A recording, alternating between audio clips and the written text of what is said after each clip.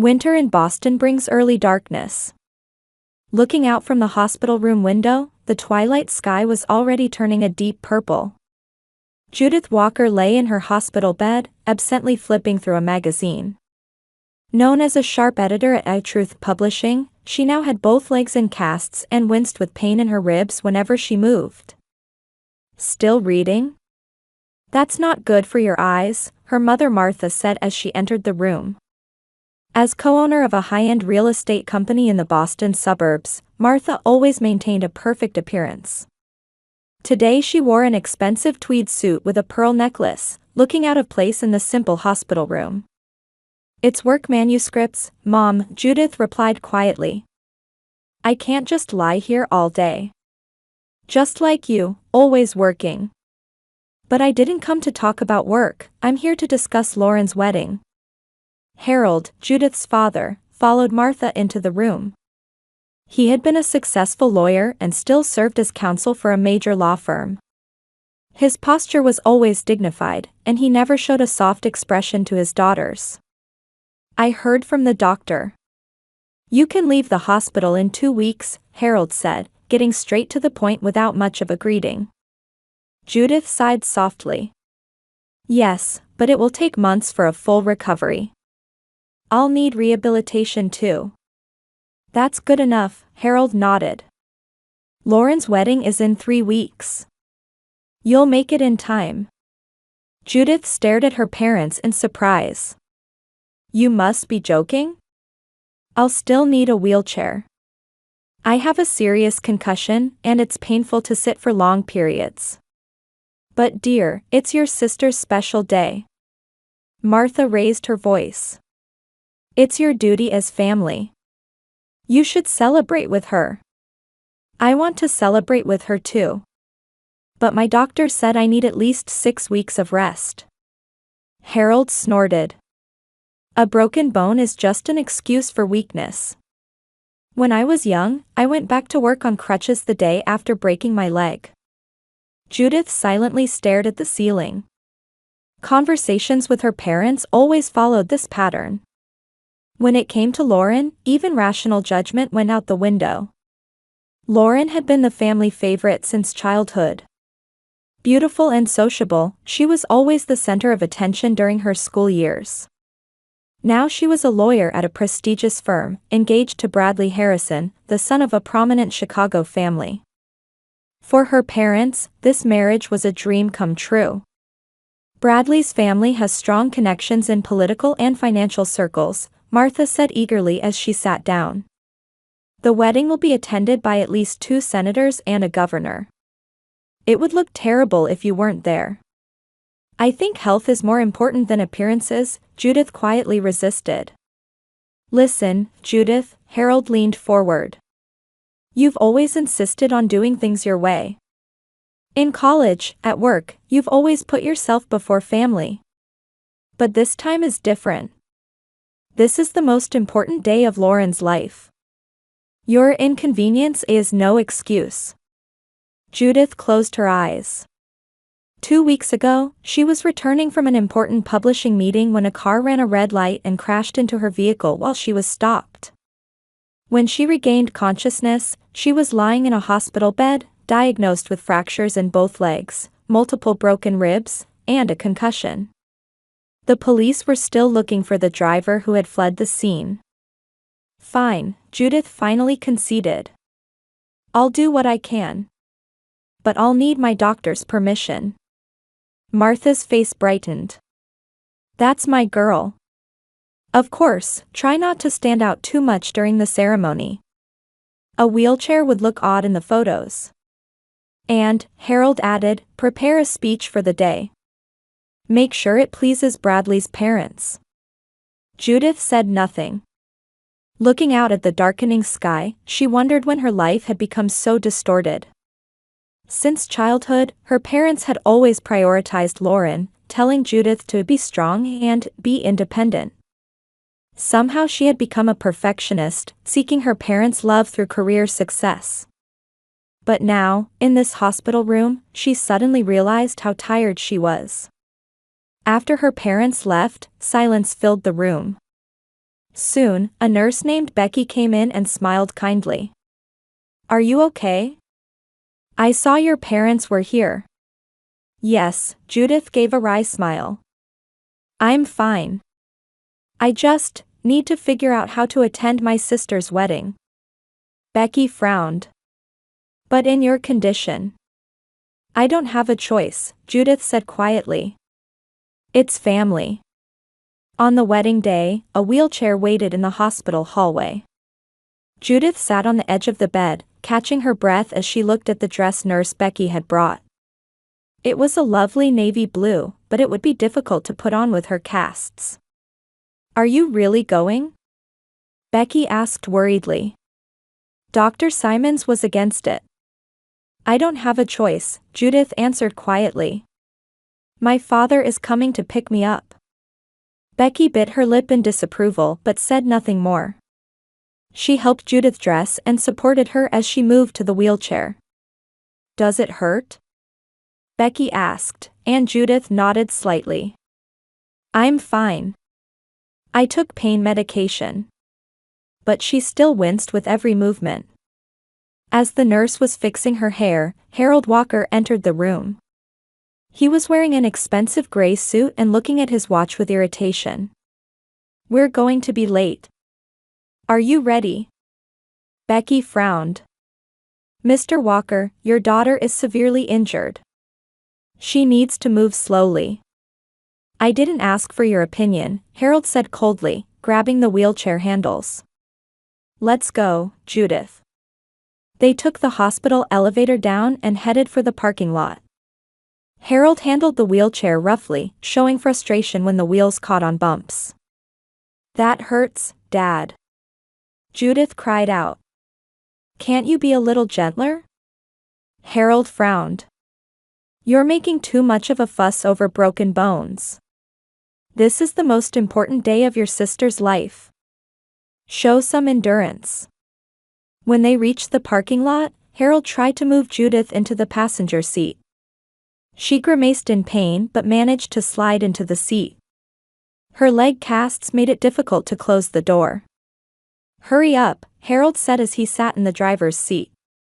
"It's already an hour before the ceremony. We can't be late because of you." Judith looked out the window and endured in silence. The car drove toward downtown, where the luxury hotels stood. "Lauren has been nervous since this morning," Harold said as he drove. "She'll be happy to see you. She's always said she respects you as her sister." Judith gave a small, bitter smile. She had never heard that her sister respected her. Lauren had always enjoyed their parents' favoritism and saw Judith only as a competitor. "Martha is waiting at the hotel," Harold continued. "They've arranged a wheelchair at the entrance to the venue. But don't attract too much attention. Today is Lauren's day." "I understand," Judith answered quietly. When they arrived at the hotel, staff met them and prepared a wheelchair. However, there were small steps at the entrance to the venue, with no ramp. "How do I get up there?" Judith asked, and Harold shrugged. "Figure it out yourself," he said, and walked in ahead of her. Judith was left behind, dumbfounded. As she sat there at a loss, a stranger approached. "May I help you?" She turned to see a man with a warm smile. He resembled Bradley but had a gentler air about him. "Thank you," Judith smiled. "But I'm heavy." "That's all right," the man took hold of the wheelchair and carefully carried it up the steps. "I'm Michael Harrison, Bradley's cousin." "Judith Walker. The bride's sister." "I've heard about you," Michael said as he pushed the wheelchair into the venue. "But I wasn't told you were in this condition. What were your family thinking, making you come like this?" Judith could only give a wry smile. "It's family duty, you know." The venue was already crowded with guests. The grand hall was beautifully decorated, filled with members of Chicago and Boston high society. As Judith entered in her wheelchair, glances turned her way, with whispers of sympathy and surprise spreading through the crowd. Martha hurried over, her expression tense. Judith, why are you so late? Everyone is staring. Couldn't you stay more in the corner? Mom, I'm Lauren's sister. I have the right to sit with the family, Judith answered quietly but firmly. Martha looked around anxiously. But I'll guide her, Mrs. Walker, Michael intervened. At the edge of the family section, she won't be in the way. Martha nodded reluctantly, and Michael guided Judith to the family seating area at the front. As the ceremony began, Bradley took his place at the altar, and Lauren entered on her father's arm. She was dressed in a pure white wedding gown, the perfect image of a bride. The ceremony proceeded solemnly, and Judith maintained her smile despite the pain. Lauren exchanged vows with Bradley, and when they were pronounced husband and wife, applause erupted from the audience. The reception was held in another hall of the same hotel.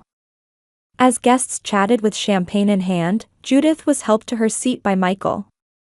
Can I get you something to drink? Michael asked kindly. Thank you, but I can't have alcohol with my medication.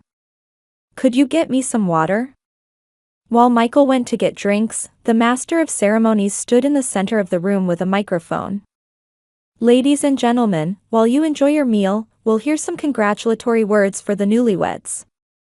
First, the groom's father gave a speech, followed by friends who offered humorous tributes.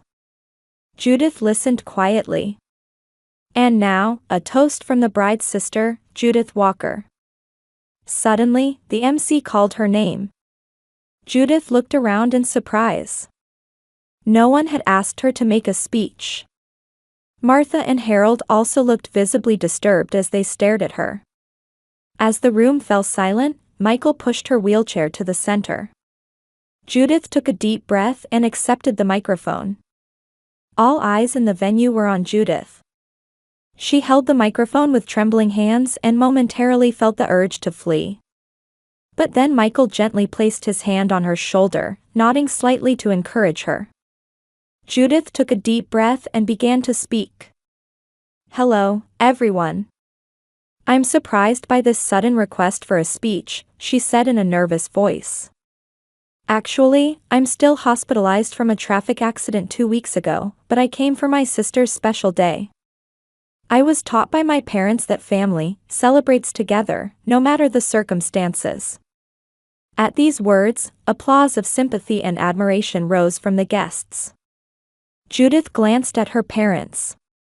Martha was smiling, but her eyes were cold.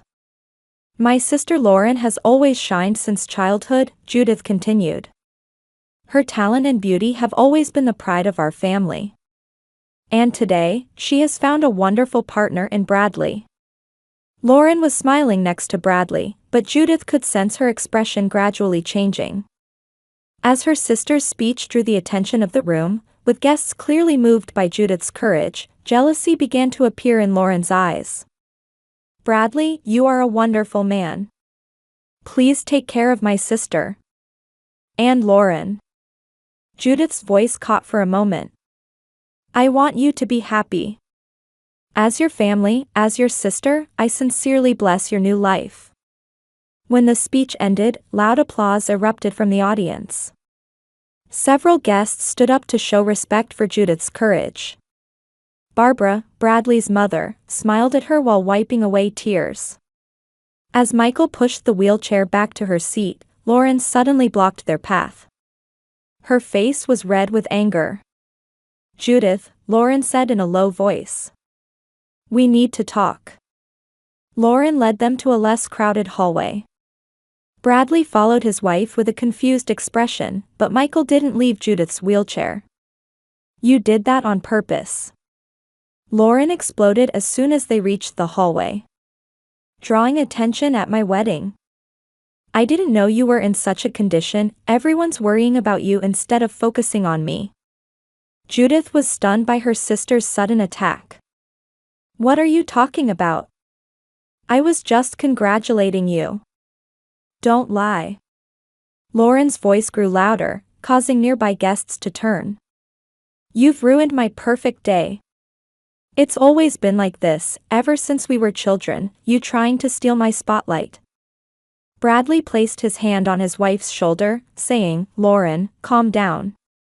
Everyone's watching," but Lauren shook off his hand. "This doesn't concern you. This is between me and my sister." At that moment, Michael took out his smartphone. "Excuse me, but I think this needs to be recorded," he said calmly. Lauren's eyes widened in fear. What are you doing?" "Collecting evidence," Michael replied quietly. "Actually, I'm a lawyer specializing in traffic accidents. And recently, I received some interesting information about a particular accident." The venue suddenly fell silent. Even Judith was confused, looking between Michael and her sister. "What do you mean?" Bradley asked in confusion. Michael took a deep breath and began to explain. 2 weeks ago, I was working late at my downtown office. On my way home, I witnessed a major traffic accident." Judith's heart began to race. Michael was talking about her accident. A car that was stopped at a red light was hit by another vehicle speeding through. "I remembered the license plate and reported it to the police," Michael continued. "And yesterday, I discovered that a car with that license plate was being repaired in a garage owned by Bradley's family." The color drained from Lauren's face. She brought a trembling hand to her mouth. "What does that have to do with anything?" Martha intervened. She and Harold had also gathered in the hallway. "What are you implying?" "What I'm saying," Michael said, still holding his smartphone, "is that the car was driven by Lauren Walker. And after causing the accident, she fled." A murmur went through the crowd. Bradley stepped away from Lauren. "Is this true?" Lauren opened her mouth but couldn't speak. Instead, Harold stepped forward. "This is ridiculous," he said with an authoritative voice. "Accusing my daughter without evidence." "I have evidence," Michael replied calmly. "Records showing this car was brought to a repair shop under Lauren's name right after the accident. And cell phone location data placing her at that location at that time." Judith was trembling. "Lauren, is it true?" After a long silence, Lauren began to cry. "I caused the accident, but it wasn't intentional. I saw my sister at that intersection and was trying to talk to her." Judith asked in a shaking voice, "Why didn't you stop? Why didn't you call an ambulance?" Lauren answered through tears, "I panicked, and I was afraid it would ruin my marriage to Bradley." The venue was enveloped in complete silence. Bradley slowly began to remove his wedding ring. "I can't believe it," he said, his voice shaking. "We just exchanged vows, and you abandoned your seriously injured sister and ran away." "No." Lauren desperately pleaded. I. But her words rang hollow. Bradley's father stepped forward and instructed security, "Call the police." Martha and Harold stood speechless, stunned. For years, they had favored Lauren and listened only to her side. And now, they were watching everything crumble before their eyes. "Judith," Michael quietly addressed her. "Let me help you prepare compensation claims for your injuries and the emotional distress you've suffered." As police officers appeared at the entrance, Judith realized her emotions were a complex mix. Anger, sadness, the pain of betrayal, and a strange sense of liberation. For years, she had been told to be strong while being neglected within her family. And now, the truth was revealed, breaking the long silence. As she watched Lauren being escorted away by police, Judith squeezed Michael's hand. "What happens now?" she asked in a small voice. "Justice will be done," Michael answered quietly. "And you will heal. Not just physically, but emotionally too." An ambulance was called, and Judith had to return to the hospital. But this time, she wasn't alone. Michael stayed by her side, and Barbara, Bradley's mother, held her hand with concern. To think you came from the hospital against medical advice. Lauren and your parents never mentioned anything. To be treated this way. Barbara said in a voice mixing anger and sympathy. Judith gazed out the window, quietly contemplating. Her life had changed dramatically today. Years of family dysfunction had been exposed at once, and new relationships were beginning to form. As the ambulance siren wailed and they left the hotel, Judith thought for the first time, now, I might truly become free. Staring at the white ceiling of the hospital, Judith reflected on recent events. The wedding had been cancelled, Lauren arrested, and her life completely transformed. Morning sunlight gently illuminated her room through the window. Breakfast time, Nurse Becky entered cheerfully. Oatmeal and fruit today. And you have quite a few visitors waiting. Visitors? Judith raised herself in surprise. Who? First, the Harrison family, Becky answered while setting down the tray. Especially that handsome lawyer, he's been waiting in the hallway since yesterday. Judith felt her cheeks warm. Michael Harrison had accompanied her in the ambulance to the hospital yesterday. After breakfast, Barbara entered with a bouquet. How are you feeling? Better than yesterday, Judith smiled. But it still hurts when I move. Barbara sat down and said earnestly, is there anything we can do for you? Bradley's father and I are deeply troubled by this situation. Don't worry, Judith answered quietly. I'll be fine. No, you're not fine, Michael said as he entered the room. He had changed from yesterday's suit into casual jeans and a shirt. You've been seriously injured and betrayed by your family. You shouldn't call that a fine. Michael. Barbara seemed to notice something in her nephew's expression. I'm a lawyer specializing in traffic accidents, Michael said, coming closer to Judith. Please let me handle your lawsuit free of charge. This wasn't just an accident, but a hit and run with attempted evidence concealment. As Judith was about to speak, noisy voices came from the hallway. Martha and Harold Walker were trying to enter the room. Let me see my daughter. Martha's voice echoed. She's currently with visitors, Becky's voice countered. Barbara stood up and headed for the door. I'll handle this. As she left the room, the argument in the hallway intensified. Michael took Judith's hand and quietly said, don't be afraid. You're not alone anymore. When Barbara returned, Judith's parents followed behind her.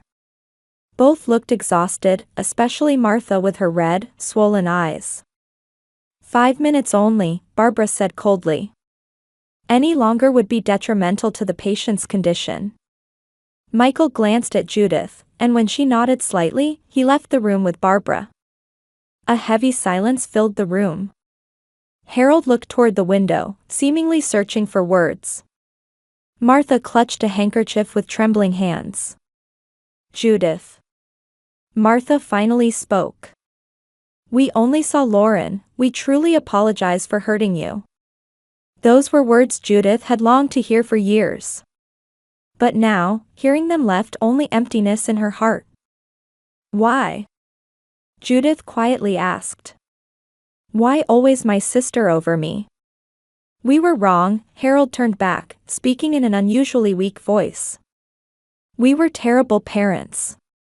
We took your strength for granted and dismissed your needs as weakness.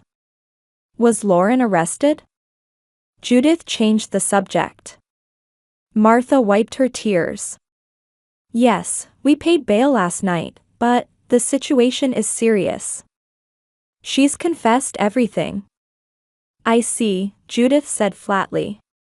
We must admit our involvement, Harold continued painfully. Lauren called us right after the accident, we tried to protect her.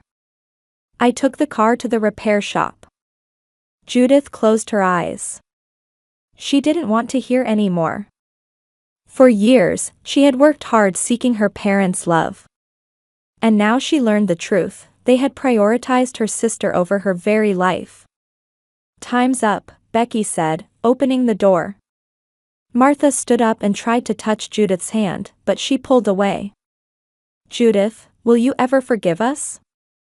I've spent years trying to earn your love, but I'm tired now," Judith quietly replied. "Forgiveness will take time." After her parents left, Judith stared out the window and cried. These weren't tears of sadness, but the release of emotions suppressed for years. Days later, Michael visited with legal documents. "Everything's ready," he explained carefully. "We can sue not only Lauren but also your parents as accomplices. There's evidence they helped conceal evidence." Judith looked at the documents, deep in thought. "Suing my family.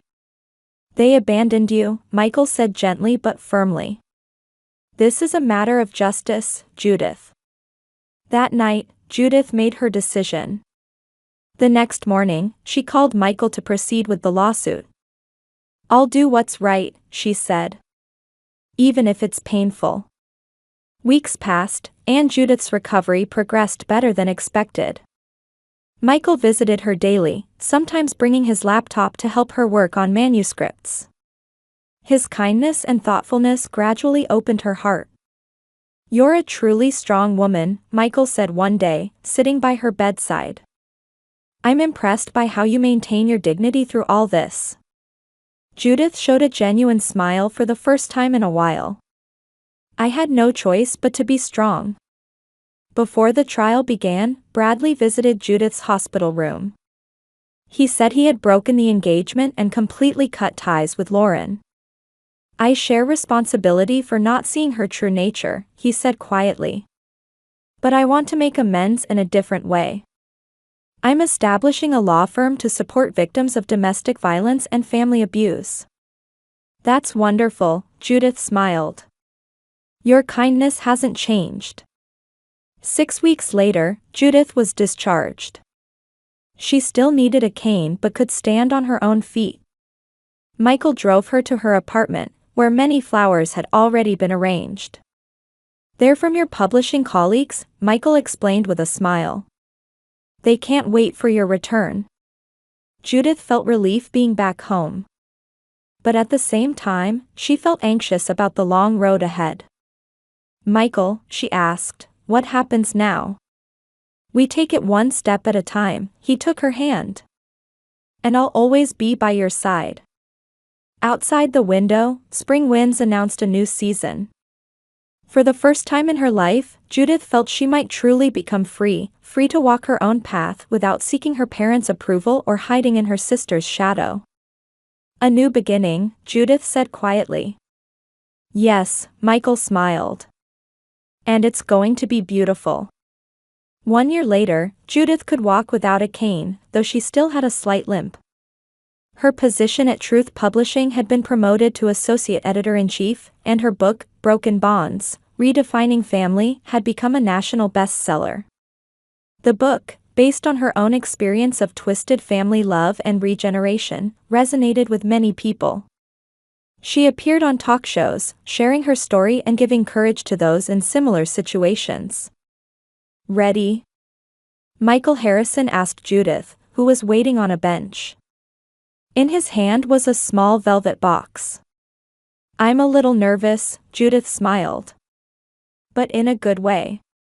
Their relationship had deepened over the year.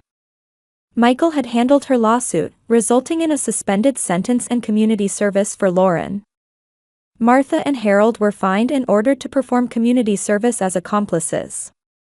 After the trial, Judith's parents sincerely reflected and began volunteering with a support group for traffic accident victims. Healing the relationship took time, but Judith now had dinner with her parents once a month. "Forgiving is different from forgetting," Judith had once told Michael. "But by forgiving, I learned how to move forward myself." Under the cherry blossoms in the park, Michael knelt on one knee. "Judith Walker, will you marry me?" Tears welled in Judith's eyes. "Yes, of course." As they embraced, a figure slowly approached from across the park. It was Lauren Walker. She had completed therapy in prison and confronted her actions and the family's dysfunctional relationships. "Judith, Lauren approached tentatively. Congratulations. I didn't mean to intrude, but I saw you both. Judith hesitated for a moment but gently extended her hand. Thank you, Lauren.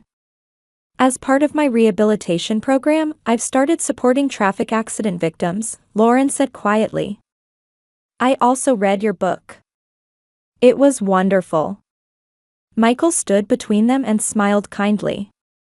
It's a special day. Shall we walk together, the three of us? The sisters nodded slightly at the suggestion. Complete reconciliation would take time, but it was a first step toward healing. Walking through the park, Judith watched her new engagement ring glisten in the spring sunlight. The old Judith would have sacrificed her own happiness seeking family approval. But she was different now. She knew her worth and understood what true love meant. Sometimes life's worst events bring about the best changes, Judith said quietly, looking up at the sky. Michael squeezed her hand and replied, and that's not an ending, but the beginning of a new story. As cherry blossoms danced in the wind, Judith felt truly free for the first time in her life.